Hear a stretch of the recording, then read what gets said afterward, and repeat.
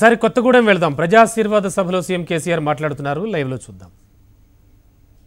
ఓ పద్ధతిగా ఇక్కడ ప్రజలు బతకడం కోసం రాత్రి మగవాళ్ళు కష్టపడతా ఉన్నాం, తనలాడుతున్నాం. మీలాగా కమిషన్లు మేము తీసుకో లంబకోణాలు కుంభకోణాలు ఇప్పుడు ఉన్నాయండి తెలంగాణలో? ఇలా లేవు. మీకు అదే బాధ. మీ కాంగ్రెస్ జమానాలో హోమ్ మినిస్టర్లు కూడా మామూలు ఉంటాయి. ఇలా గుడుంబ బట్టీలు లేవు తెలంగాణలో, పేకాట క్లబ్బులు లేవు, గుండాల తండాలు లేవు, భూ ఆక్రమణలు లేవు, మత కల్లోలాలు లేవు, కర్ఫ్యూలు లేవు. ఇది వాస్తవం కాదా? నిజం కాదా ఇది? నరేంద్ర మోడీ ఆయన ఇష్టమైనట్టు ఆయన మాట్లాడతాడు. ఈరోజు నేను అడుగుతా ఉన్నా నరేంద్ర మోడీ గారిని కొత్తగూడెం వేదిక నుంచి, 19 రాష్ట్రాలలో ఈ దేశంలో మీరు అధికారంలో ఉన్నారు బీజేపీ. 19 రాష్ట్రాలలో ఒక్క రాష్ట్రంలోనన్నా పేదవాళ్ళకు 1000 రూపాయల పెన్షన్ ఇస్తున్నారా మీరు? మీ 19 స్టేట్స్లో కళ్యాణ లక్ష్మి లాంటి పథకం అమల్లో ఉందా? రైతు బంధు పథకం అమల్లో ఉందా? రైతులకు వ్యవసాయానికి 24 గంటలు ఫ్రీగా ఇచ్చే ఒక్క రాష్ట్రమన్నా ఉందా? మరి ఇక్కడికి వచ్చిన ఇష్టం వచ్చినట్టు మాట్లాడితే మేము ఇక్కడ అవలా పోసుకోగలమా?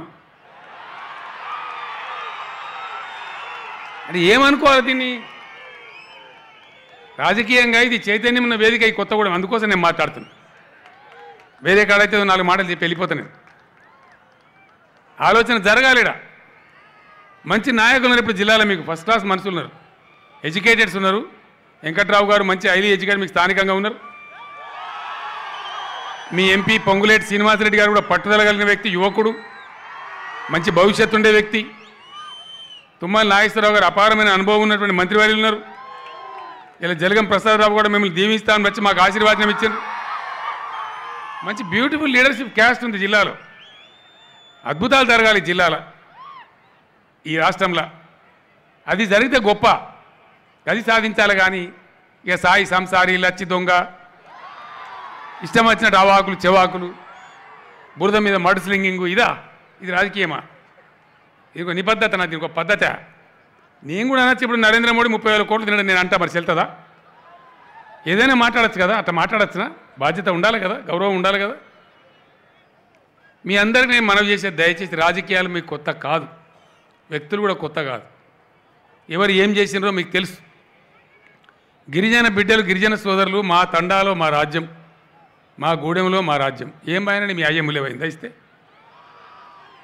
మా తండలో మాకు ప్రత్యేక జీవన శైలి ఉంది, మాకు ఒక ఆహార్యం ఉంది, అంటే డ్రెస్సింగు, మాకు భోజన పద్ధతి ఉంది, మాకు ప్రత్యేకమైన తీజు లాంటి పండగలు ఉన్నాయి. మా తండాల మీద మేము పరిపాలన చేసుకుంటామో ఇచ్చిండ్రా? మీరు అధికారం ఇచ్చిండ్రా గిరిజనులకు? ఇయ్యలే. మొట్టమొదటిసారి భారతదేశంలోనే 3,500 గిరిజన పంచాయతీలు ఏర్పాటు చేసిన ఘనత ఈ తెలంగాణ రాష్ట్రాన్ని చెప్పి మనవి చేస్తాం. వెంకట్రావు గారు పట్టుబట్టి వారికి రూరల్ ఏరియా తక్కువ ఉన్నా 73 కొత్త గ్రామ పంచాయతీలు ఏర్పాటు చేయించారు. అందులో 31 తండాలు గ్రామ పంచాయతీలు చేయించారు వెంకట్రావు గారు పట్టుబట్టి. 100 తక్కువ జనాభా అంటే కాదండి, చేయండి దయచేసి నింబడబడి చేయించారు. ఈ ఎన్నికల తర్వాత నెలలోపే పంచాయతీరాజ్ ఎన్నికలు జరుగుతాయి. 31 మంది గిరిజన బిడ్డలు వాళ్ళ తండాల మీద వాళ్ళే రాజ్యం వెళ్తారని చెప్పి నేను మనవి చేస్తా ఉన్నా కొత్తగూడెం నియోజకవర్గంలో. కార్యక్రమాల గురించి మీకు తెలుసు. దేశంలో అద్వితీయమైనటువంటి సంక్షేమం జరుగుతూ ఉంది, అద్భుతమైన సంక్షేమం జరుగుతూ ఉంది. అదేవిధంగా డెవలప్మెంటల్ ప్రాసెస్ కూడా మేము కాంప్రమైజ్ కాలే.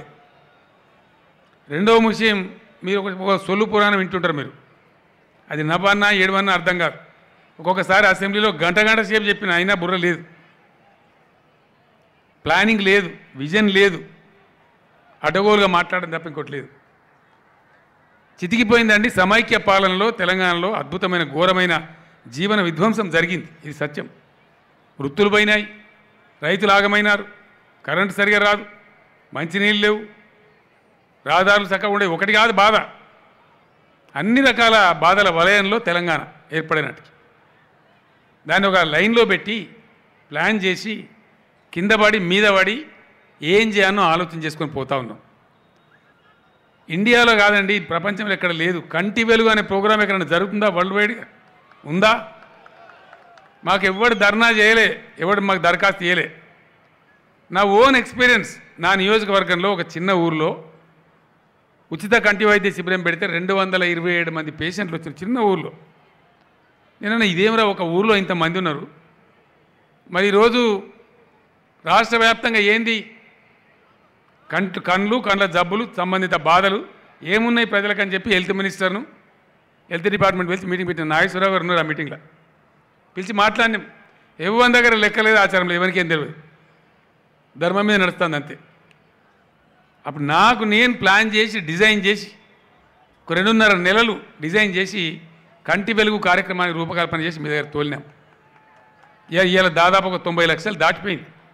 మొత్తం మందికి చెక్ చేస్తారు, అన్ని గ్రామాలకు వస్తారు. మనం అనుకున్నామా ప్రభుత్వమే వచ్చి మనం చెక్ చేసి మన కళ్ళద్దాలిచ్చి చూసినామా ఇట్లాంటి ప్రభుత్వాలు గతంలో? ఇంతగా మిమ్మల్ని వదల నేను. దీని తర్వాత ఈఎన్టీ డాక్టర్ల బృందం వస్తుంది ప్రతి గ్రామానికి. చెవి ముక్కు గొంతు వ్యాధులు ఎవరెవరికి ఉన్నాయో అవన్నీ కూడా చేస్తారు. దాని తదనంతరం పండ్ల డాక్టర్లు వస్తారు, డెంటల్ డాక్టర్లు, అది కూడా అందరికి చెక్ చేస్తారు. ఆ తర్వాత ఫైనల్గా ఇంకో డాక్టర్ల బృందం వస్తుంది. ప్రతి వ్యక్తి, ఆడ మనిషి కావచ్చు మగ మనిషి కావచ్చు, అందరి రక్త నమూనాలు సేకరించి వాళ్ళ బీపీ ఎంత, వాళ్ళ షుగర్ ఎంత, వాళ్ళ బ్లడ్ ఏ గ్రూపు మొత్తం కూడా 100% కంప్యూటరైజ్ చేసేస్తారు. కొత్తగూడెం అబ్బాయి ఒక ఆయన పోయి ఇల్లెందుకు కాడ యాక్సిడెంట్ అయిందంటే కంప్యూటర్ ఒక బటన్ కొడితే ఆయన చరిత్ర మొత్తం వస్తుంది. ఎమర్జెన్సీగా ఏం కావాలంటే ఇచ్చి అతని ప్రాణాలు కాపాడతారు.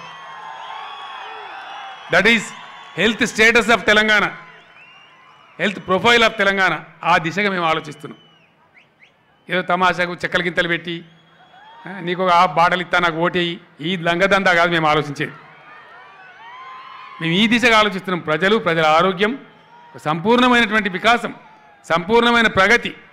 ఒక వర్గం బాగుంటుంది ప్రగతి కాదండి, అన్ని వర్గాలు బాగుండాలి. కులరహితంగా, మతరహితంగా, వివక్ష లేకుండా, లింగభేదం కూడా లేకుండా అందరు పైకి వచ్చి గొప్పగా ఉంటే అది గొప్ప సమాజం.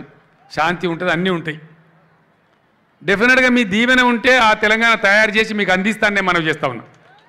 మీకు అందరు తెలిసి నేను ఎవరికి భయపడా, అవసరం కూడా లేదు నాకు.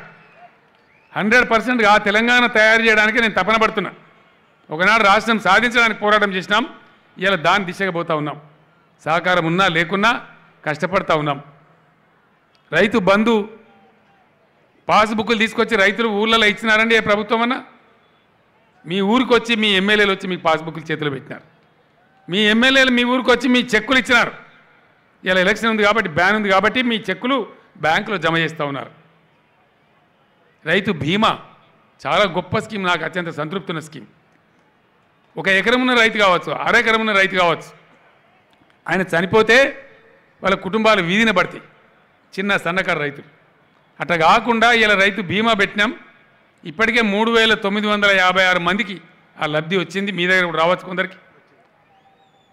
ఏ పైరవి లేకుండా, ఏ దరఖాస్తు పెట్టకుండా, ఏ ఆఫీస్ చక్కర కొట్టకుండా ఇంటికాడికి వాళ్ళ ఇంటికి పోయి వాళ్ళ బ్యాంక్ ఖాతాలో చనిపోయిన రైతు ఎవరి పేరైతే నామిని, భార్య పేరు పెట్టిండా, తల్లి పేరా, కొడుకు పేరా, ఎవరి పేరు పెడితే వాళ్ళ పేరు మీద 5 లక్షల రూపాయలు జమ అవుతా ఉన్నాయి.